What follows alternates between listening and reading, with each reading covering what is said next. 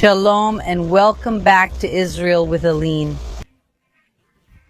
Today we came to Israel, the place where King Achab and Jezebel's palace used to be. Let's walk together through this place, discover its history and archaeology, and end the day inside Naboth's vineyard. The place of Jezebel's terrible and well-deserved end. So, if you're ready, let's get started.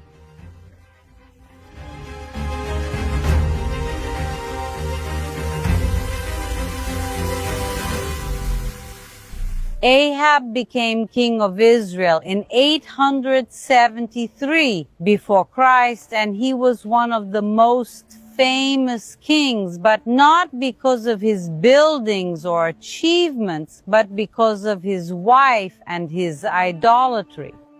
He, together with Jezebel, introduced the worship of Baal in northern Israel and persecuted and killed the prophets of God.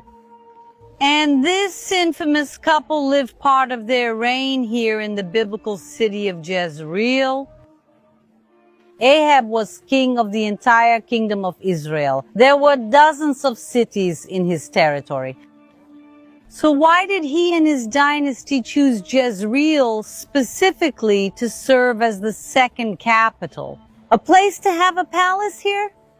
There are several reasons. First, always having a second palace is a technical advantage because if Samaria, which was the real capital, was threatened, he had a known place where he could take refuge. And he chose this place because we are next to the Jezreel Valley, one of the most fertile areas in all of Israel. So he could closely monitor agriculture here, which was essential for taxes, but also for survival, to literally see that his people had enough food to eat. And also, specifically in the Jezreel Valley, he chose Tel Jezreel because we are on a hill that has a 360-degree view. Here, in every direction you look, you can see enemies coming from a distance, and that's why, strategically and militarily speaking, this place is very special. And now I want to read with you the most important biblical passage that happened here in this city. Sometime later, there was an incident with a vineyard that belonged to Naboth of Jezreel. The vineyard was in Jezreel, next to the palace of Ahab, king of Samaria. Ahab had said to Naboth, "Give me your vineyard so I can use it as a vegetable garden since it is next to my palace. In exchange, I will give you a better vineyard, or if you prefer, I will pay you whatever it is worth."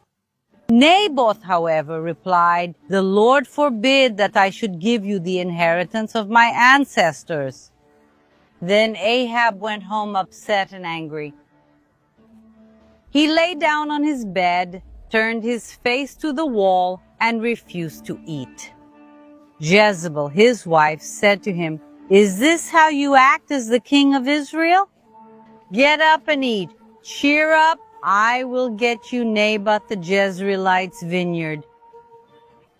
Then she wrote letters in Ahab's name, put his seal on them, and sent them to the elders and nobles who lived in Naboth's city. In those letters she wrote, "Proclaim a day of fasting and seat Naboth in a prominent place among the people. Have 2 scoundrels sit opposite him and have them testify that he has cursed both God and the king. Then take him out and stone him to death." And what Jezebel and her accomplice Ahab did brought a great curse upon them.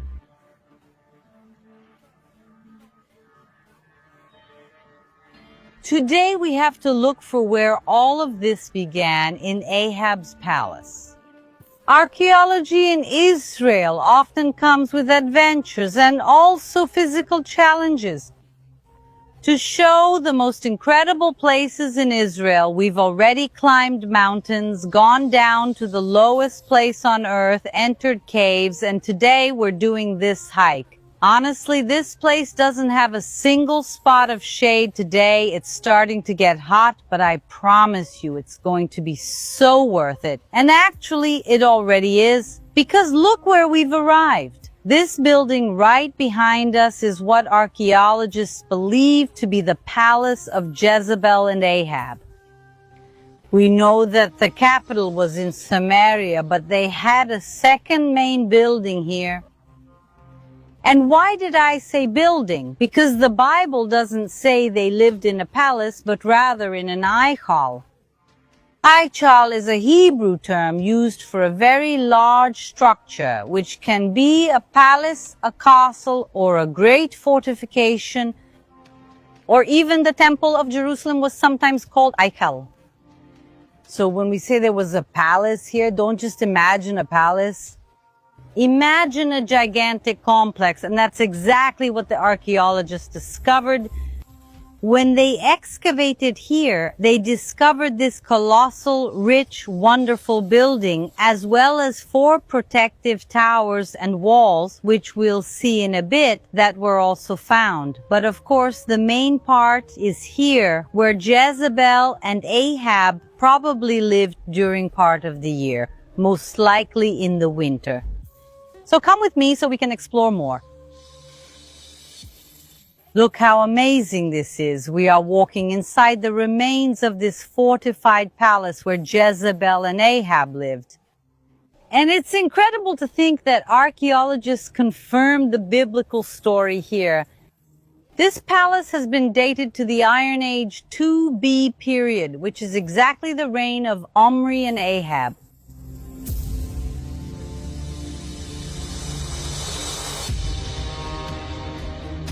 We walked around the building, this great palace, so we can see the construction on one side, and on the other side, what we see is the wall. Look here, it's very clear. So this is the wall that was used to protect the whole complex, but of course mainly the palace of Ahab and Jezebel.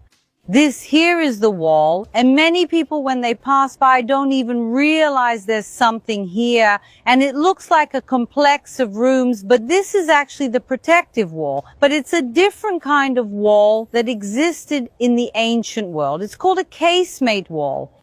They did the following. On one side, they built a wall, and on the other side, another wall, and in between the walls, there was an empty space. They divided it with several walls, creating a complex of rooms. This complex of rooms could be used in daily life during times of peace as storage, housing, and also as a place where the soldiers themselves could eat, rest, and sleep. And if there happened to be a war or an imminent attack, they would gather stones from all around and fill these rooms, and then from 2 simple walls, they could quickly fill them and build an extremely reinforced wall. So it had a dual purpose. In times of peace, they were rooms and storage, and in times of war, it became an extremely reinforced wall.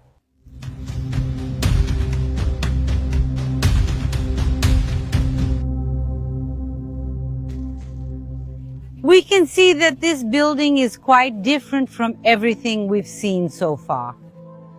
We are inside the remains of a church. What is a church doing here in Jezreel? Jezreel is a biblical city that appears in so many different contexts. They are not beautiful stories from the Bible, stories with a happy ending, but they are very important stories to be studied and taught. Because in this way, we also learn what we shouldn't do, and also the terrible punishment that people can receive for their acts of cruelty, just like Jezebel receives very close to where we are.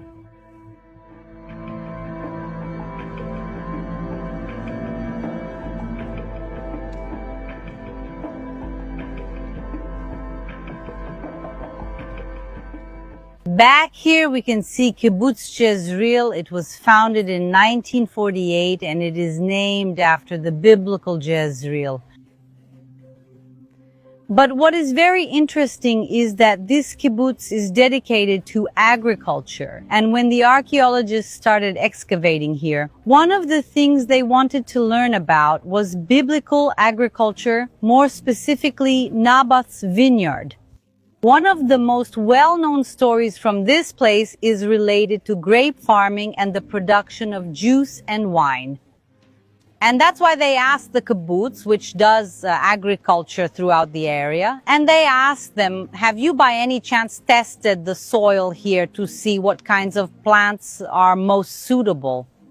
And the kibbutz said, yes, we tested several points of the soil to see where we could plant a vineyard, and we found out that this whole area here is not suitable for grapes.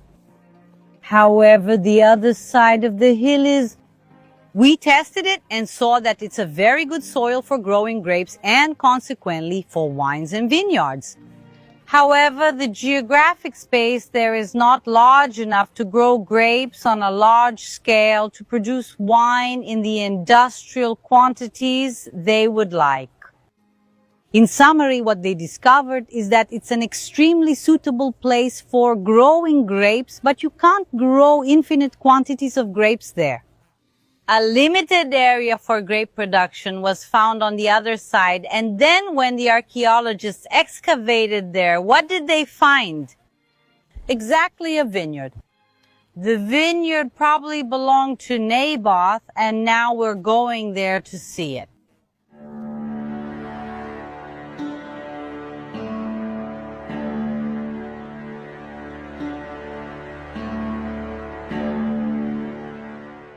The excavations carried out since 2012 revealed something very different, we can say, at this site.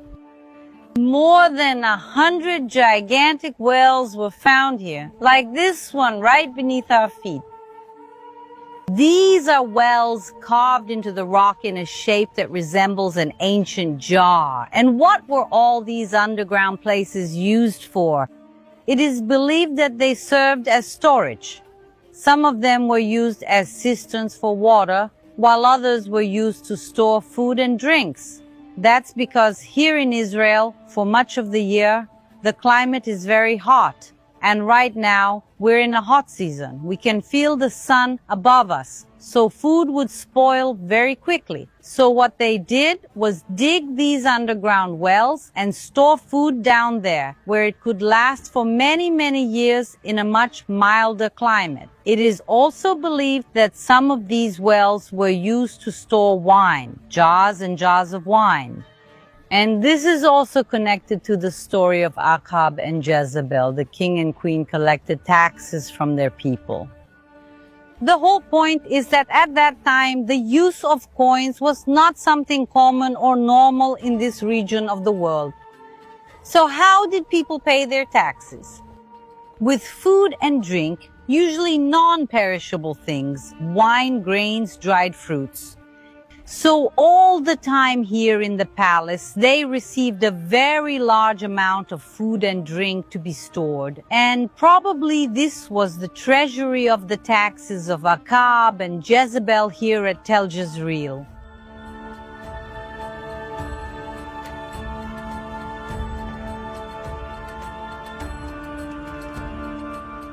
We are now on the other side of the hill, on the other side of Tel Jezreel, in the area that, according to Kibbutz Jezreel, is the appropriate area for growing grapes.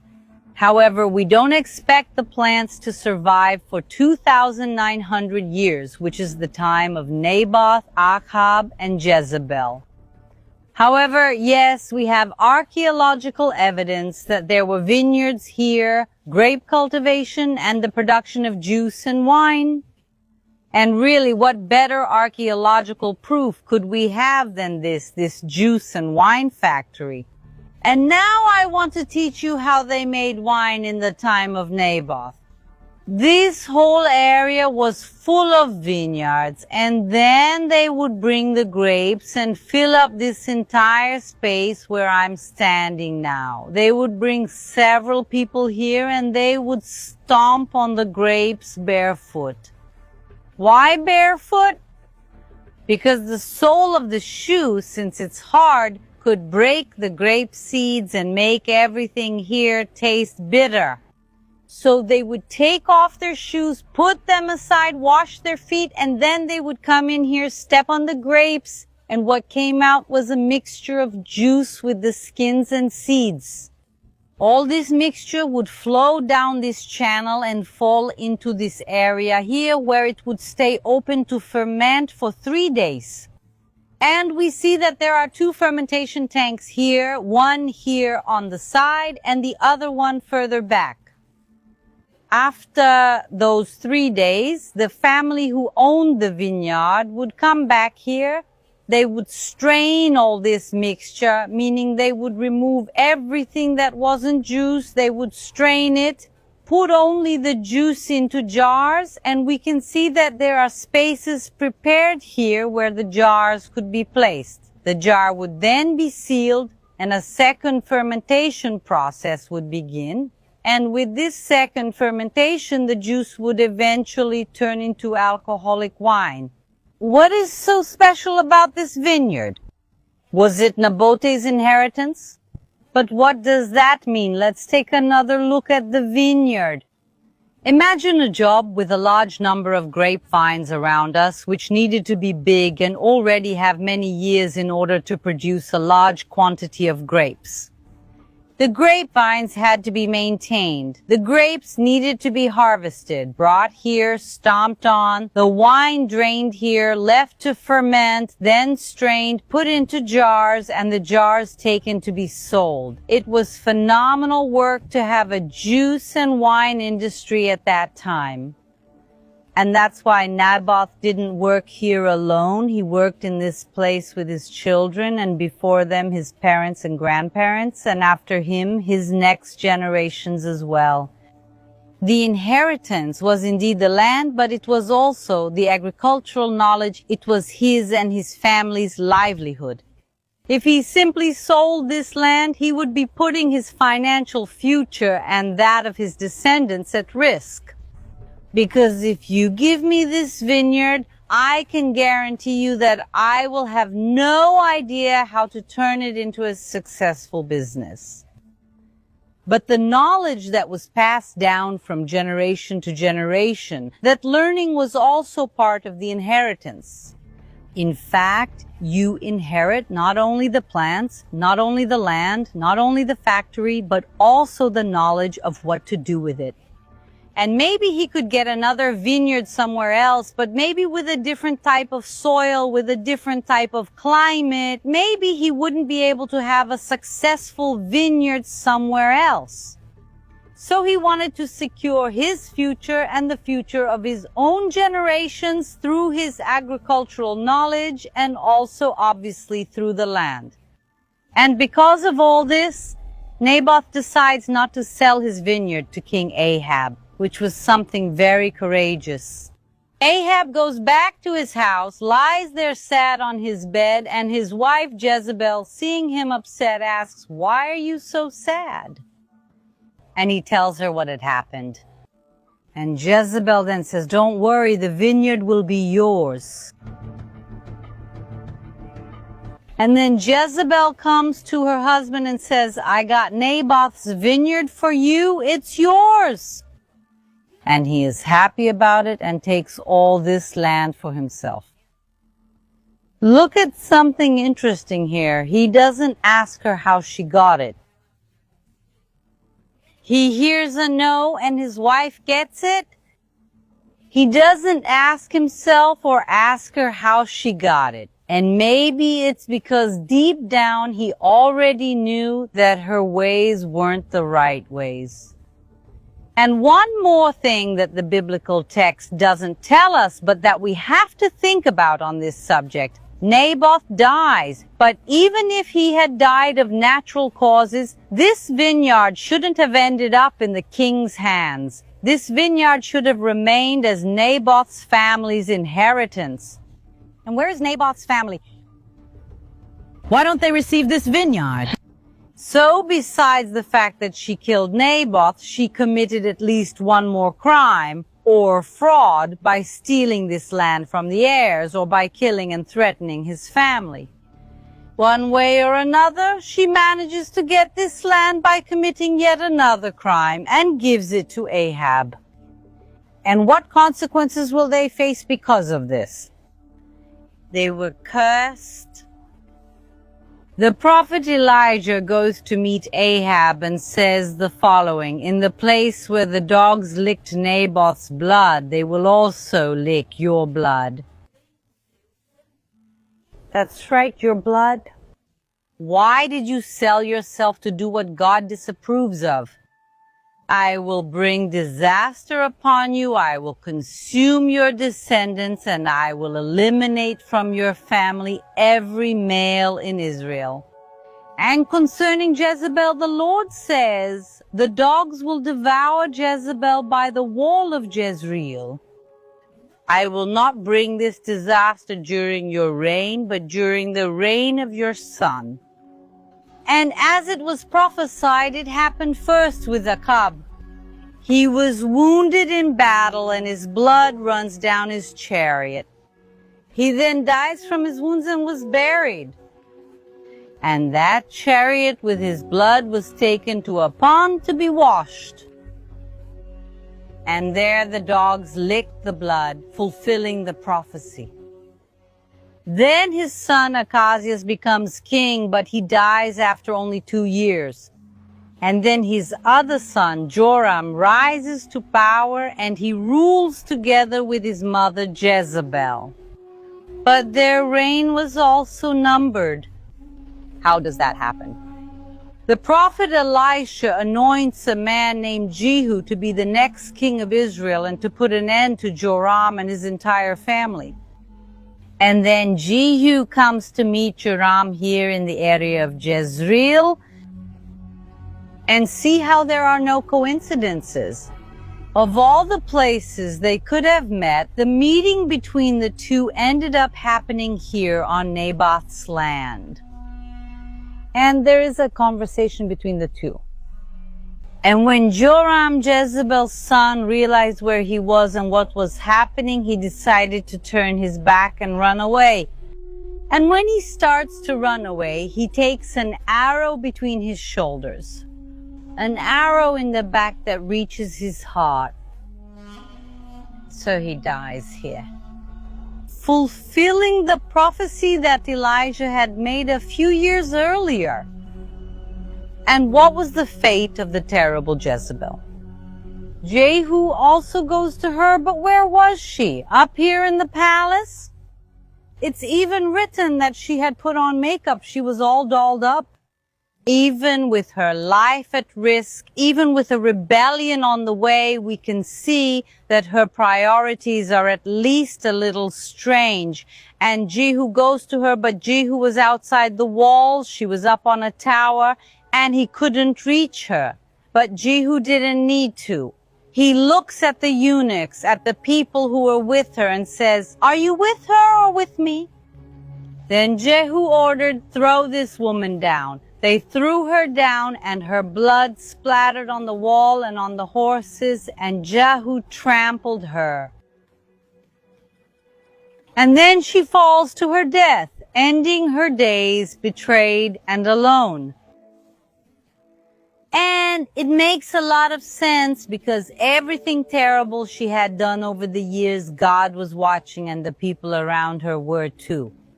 And that's why, at the first opportunity they had, they literally threw her out the window.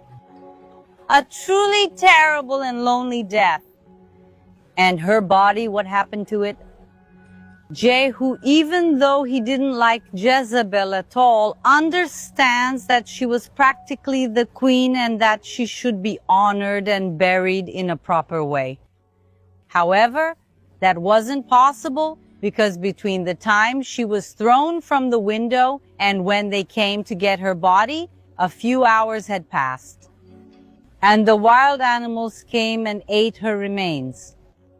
And that's why her remains were scattered all over this area, including here on Naboth's land, fulfilling the curse she had received for what she did to Naboth, fulfilling the word of the Lord announced through his servant Elijah the Tishbite. In a field in Jezreel, dogs will devour Jezebel's flesh. Her remains will be scattered in a field in Jezreel like manure on the ground, so that no one will be able to say, "This is Jezebel." And here from Naboth's vineyard, I want to say goodbye to all of you. I hope you enjoyed today's video. If you found it interesting, don't forget to leave a like and share, and I'll see you next week.